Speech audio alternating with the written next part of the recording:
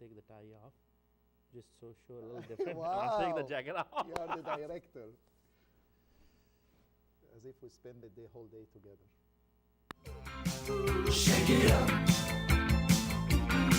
Shake it up. Shake it up.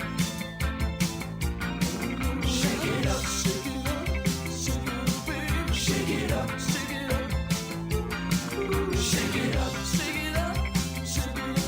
Shake it up.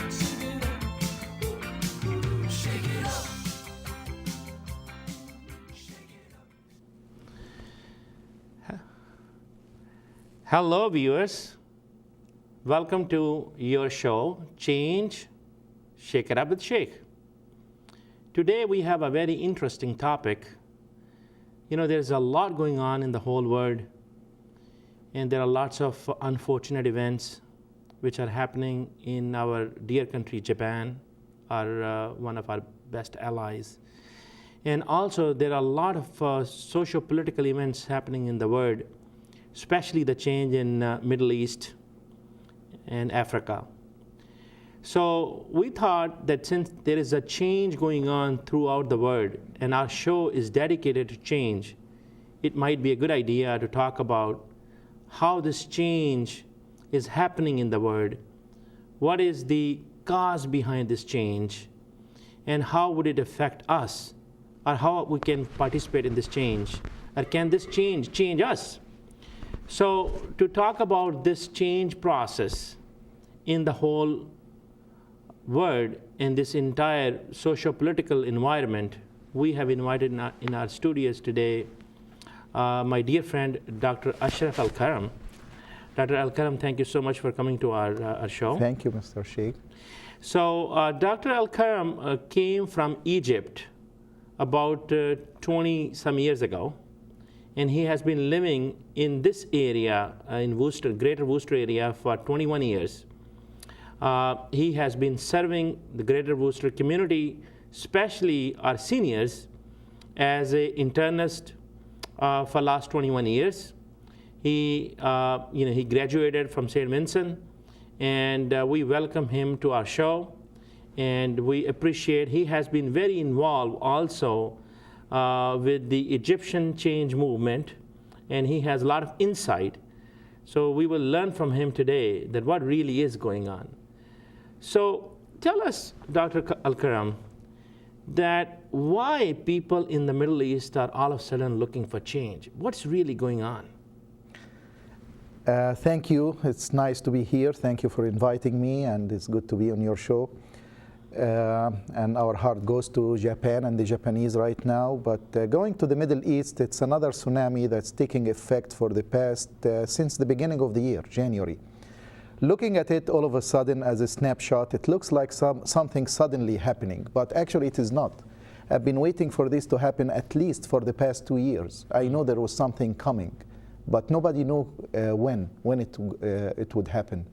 Even the young folks that they call them April 6th youth, which we can talk about them later, they were preparing for this demonstration on the 25th of January 2011, not knowing that it will turn about the revolution. So it started as a lot of like political, social shaking. Egypt had been going through a turmoil, at least I would say since maybe 9/11, I would say that. And with the oppressing government that was controlling people's life, there was a little bit of freedom of speech to a very minor degree that they felt it will be letting people venting out. And that didn't turn out to be a good thing for them, as it started to build momentum, especially when President Bush Jr., when he came out and saying you have to open up for other parties and other democratic process to take place. And that was the election that took place in 2005. And then he started to crack down. Like any other oppressing leader in the area there in the Middle East. You're talking about Mubarak. Mubarak himself. Trying to stay away from names, although we have to name him because it's an autocratic country, and the whole thing can go around Mubarak, like the solar system, which is the opposite to democracy. And people like him started to crack down on opponent parties and oppositions, calling them terrorists. That's an excuse for them to put them, as they are saying in Egyptian term, behind the sun, where they won't give him any more headache. And then people didn't stay quiet. They started to talk out loudly. There was many movement coming out. There is kifaya, if you heard about it, kifaya, that's called enough in English. Enough is enough. Especially feeling that he started to polish his son to take over. And these efforts have been going on by his wife, Mubarak's wife, 97, 98, when they started to push him in the front lines. And that's why enough came about saying that enough is enough of Mubarak genes. We had enough of these genes. And then it came about many demonstrations from different sects of all walk of life, from workers in factories, from students, youth. And this came in 2008, the youth of April 6th. And they have a big demonstration there that took them by surprise. And they started to crack down on them through the internet, through, the Wi-Fi was like almost abandoned there. And they were starting to go after those little kids with all the rules that his thugs, he was the president of group of thugs at the end. We discovered that. They could not cope up with the new technology. So the kids beated him. And for the past, as I said, 2008, they started to build up momentum. And they were only looking for more freedom, more like parties, more repair of the system. They never asked for the whole regime to collapse. But when it came about another hit, there was many hits on the way. As he became more careless, not looking for the streets, what they are looking for, what they are asking for, he became like indifferent to their demands. And it was rightfully so that they were asking for something that everyone should ask. And there was a case of Khalid Said. Khalid Said or Khalid Said, he was one of those youth. He came from my city, Alexandria, on the Mediterranean in Egypt. He was one of the bloggers on the internet, and he put a 10 minutes video clip about a police officer, a high-ranking one, with dealing with drugs. And that didn't turn out to be okay with Khalid, as they grabbed him in the middle of the street, the middle of the day, from an internet cafe. They beated him up badly. They disfigured his face, and they threw his body right in the street. That's how careless they became. So those kids back in July 2010, they came out in a silent demonstration, just standing up on the beach of Alexandria, on the Nile banks in Cairo, just demonstrating for 1 hour, wearing blacks, and they said nothing, just silent, and they disappeared. You can tell, following this day by day from overseas, from here, I was following like almost every day. I read a lot of newspapers, articles, watching satellite dish. So I know there's something coming. And especially he gained like the hate of everybody around him. He was that careless to the extent back in election of November 2010, there was two parts, two phases, 2010 November and December 2010, when he totally demolished any opposition parties in the election of the parliament. And his national party won about 96% of the whole seats. That's consisting almost close to the American 445 or something like that, close by.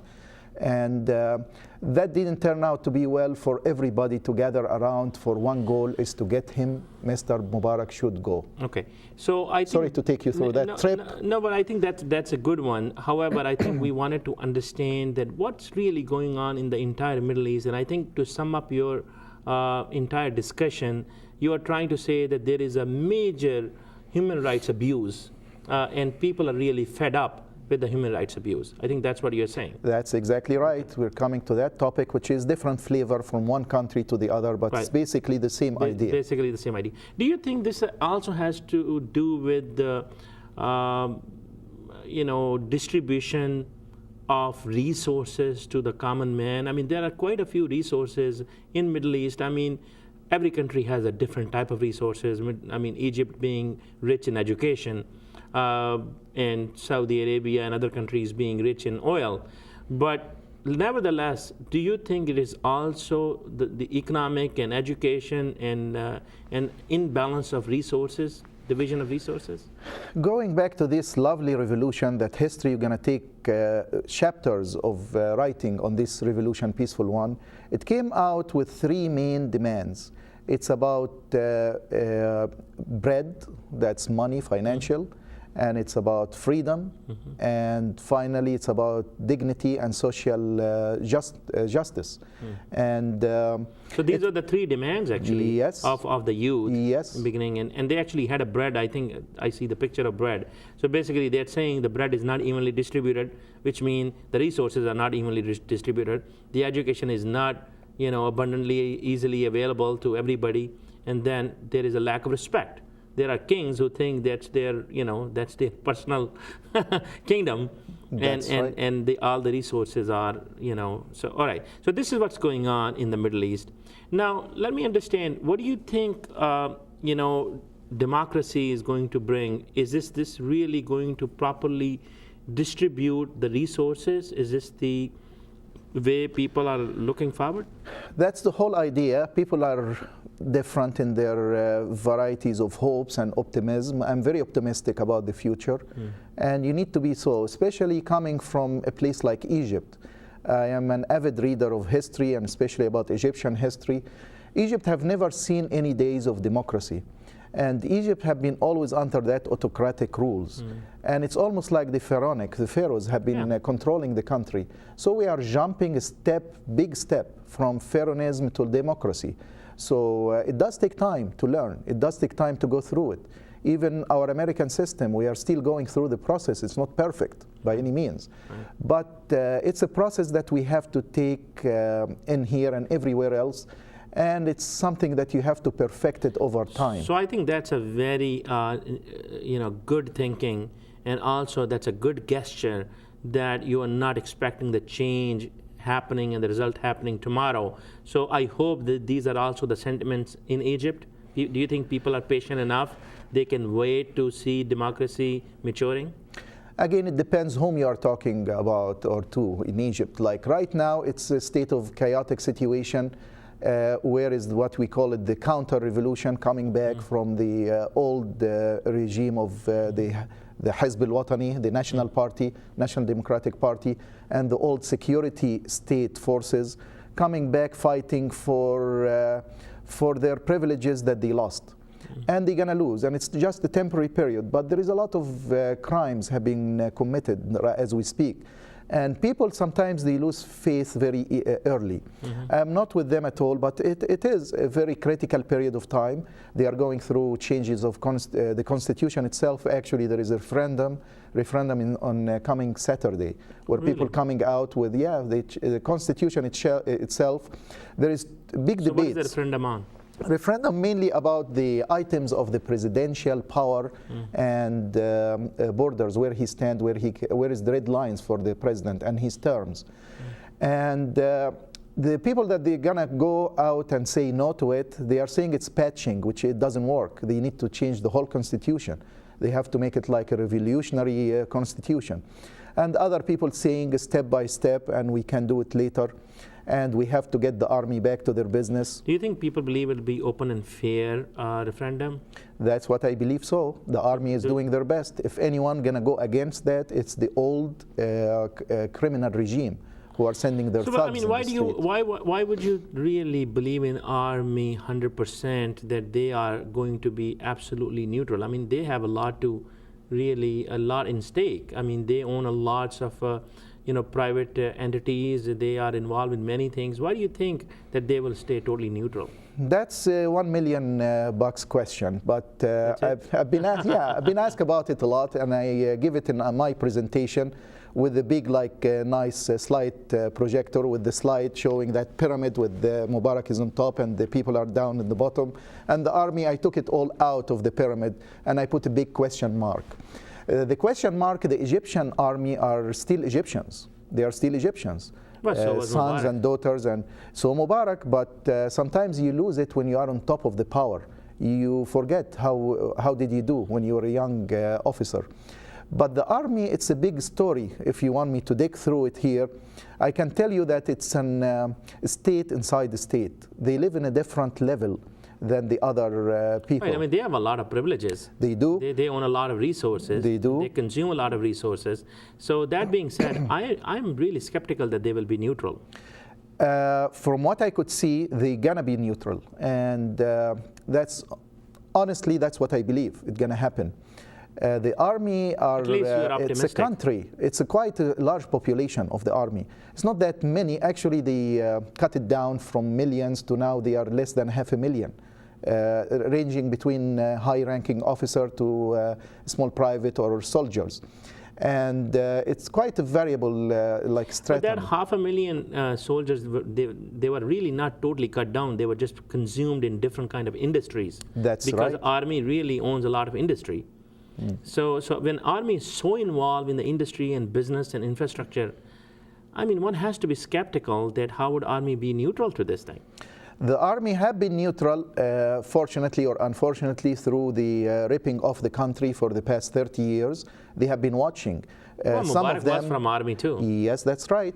But the dominating party that was taking over the whole cake for itself was the National Democratic Party, not the army. Yes, army individually, so they will get into business, but not the majority So of do the you think officers. the National Democratic Party was more than Mubarak? Do you think there were masses part of that? That's the whole system. It's diabolical, devilish kind of cancer going into between the layers of society. What percentage of people do you think are affiliated with the National Democratic Party in Egypt? They were claiming to be 3 million in the past. After the demonstration, we found out to be like maybe 10 or 12 of them. Yeah, that's what I thought. Yeah. So you know what? Actually, let's just change the topic a little bit. That Mubarak is still in the country, isn't he? He is. Okay. So he is certainly, if army is neutral, then he is certainly vulnerable. Because there are some cases in my kind of understanding going on against him, and he is hiding a lot of money. So don't you think he is afraid that he is going to be brought to justice and he is going to be in the courts and jail or something like that? He's not afraid. He's sure that he will be brought to justice. And he's in Sharm el-Sheikh, way east of Egypt at Sinai. And where the army, it looks like it's not officially stated, but the army gave him a gentleman agreement that he can stay in the army out of respect for his He can stay career. in Sharm el-Sheikh, not in In Sharm el-Sheikh, where he has few palaces here and there. And his friend owns the whole town of Sharm el-Sheikh. But he knows quite well that he lost power. He's not coming back. We are looking into a process that's an irreversible. So are you saying that the army gave him a handshake where he would not be prosecuted? That's not what I said. Prosecuted is a different topic. I don't think anyone, even the army, can go that far. And it will be between the army and the people. And the people gonna win regardless. And the people now at the step that they are not backing back. Okay.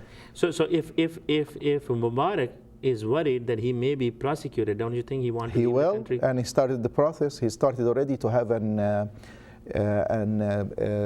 attorney for him and the proxy and power of attorney that's already been. So how much money do you think he's hiding under his pocket? That's again another $7 billion bucks question. Right, so I already made 8 million. That's not 7 even- billion, huh? 70. That's 70 billion, huh? Yeah, that's the highest that I've read. Okay. And that came out of here from the United States. No, I think United States government is saying about 3 billion. I don't believe so. Talking about $1 billion in Egypt at the time of ripping off the country was like nothing. Yeah. Any kid in that party, as I told you, he can make that billion easy. And I How don't much believe money so. was Mubarak getting from United States per year? Wasn't that That's a good somewhere around question. $3 billion a year? It was supposed to be for the country. Was it Mainly $3 it's coming billion to a the year? army and part of it for the country. And I think he was dealing with that like a How change. much was it? Total 30 years, we're counting by the cent. It was $61 billion for 61 him, billion, okay. different than the military support. Oh, okay. And he used it just to run the business, his own like family business. So how much money has been tracked? and has been frozen. From what I could see, they are talking about hundreds of millions here and there That's it. inside Egypt. Not even $1 billion. Not even, but there is a lot of news coming out of Europe as they invested heavily in real estate. I heard again reports, there's nothing documented. I've seen some copies of documents inside Egypt, but outside, we are talking about San Francisco, New York, London, with all real estate assets. And bank accounts, that's really what we need the help of all governments around the world. What is the other rumors, which is Egypt is filled with rumors now, that he sent most of his money while the period that he was lagging and he's sticking to his crown, and he shifted a lot of money towards the Arab Gulf countries. His body's there. And but that's why I was wondering why he didn't go following his friend Ben Ali of Tunisia. So exact figures I cannot tell you, but time will tell. Do you think he's still in the country because he may still be running the show proxy? Because he still have a lot of friends in the infrastructure. I mean, even some of the journals are his friends too. He appointed them. All right, it's a complicated picture. I don't believe so. Really? You're that optimistic, huh? Not optimistic. I mean, who appointed the journals? From what I could see, that there was Omar Suleiman, that's the second man, he came after him. He never hired any vice president from the sake of appointing his son after him. And he put that vice president a few days prior to his departure. We understand that, but what was journals? I mean, he has appointed all the journals. He had a plan. His plan that he will control Egypt for life. Maybe at the end when he's at his deathbed, he will give it to his son. Right. It didn't go his way. So he was not ready, believe me. Not even America is usually like, we live in a country that it has to know what's coming. They don't leave it to chances. Unfortunately for us as Americans, it was left for chances because they dealt with an autocratic regime and anything can be expected. So what happened when he stepped down, he burned all of the cards that he can play out with. Omar Suleiman left, the prime minister that he left behind left as well.